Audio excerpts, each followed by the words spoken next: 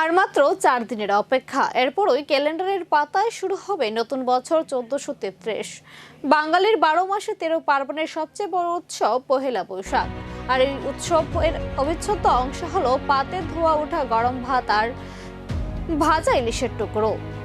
উৎসবের এই আমেজকে রাঙাতে ইতিমধ্যে সড়গড় মাছের বাজার। রূপালী ইলিশকে ঝিলিক এখন পাইকারি থেকে খুচরা বাজারে।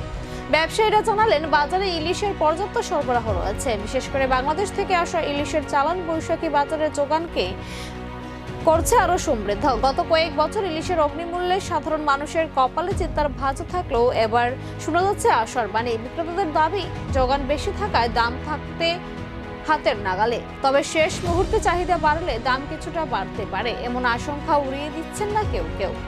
সব বাধা পেরিয়ে বাঙালির পাতে ইলিশের স্বাদ পৌঁছে দিতে প্রস্তুত বাজার। এখন শুধু অপেক্ষার প্রহর গোনা নতুন বছরের সকালে পান্তা ইলিশের সেই চিরচিরনা ঐতিহ্যে মেতে ওঠা। সকলকে নমস্কার। মাত্র আর 5 দিন শুভ নববর্ষ। আমাদের সবাইকে শুভেচ্ছা জানাবো।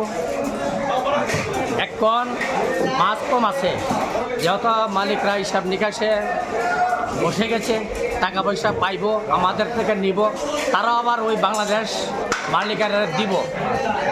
তবে এইবার যে সরকার, নতুন সরকার তারেক রহমান, তাইলে খুবই ভালো লোক, আমাদের বন্ধু। যেহেতু আমাদের লন্ডনে 15 বছর ছিল, উনি আমাদের দেশের লোক, তাইলে খুব ভালো, আমাদের লাগে খুবই। তবে মাছ তাইলে দিব, যেমন কথাবার্তা হয়েছে দিব, তবে মাছ আসবে।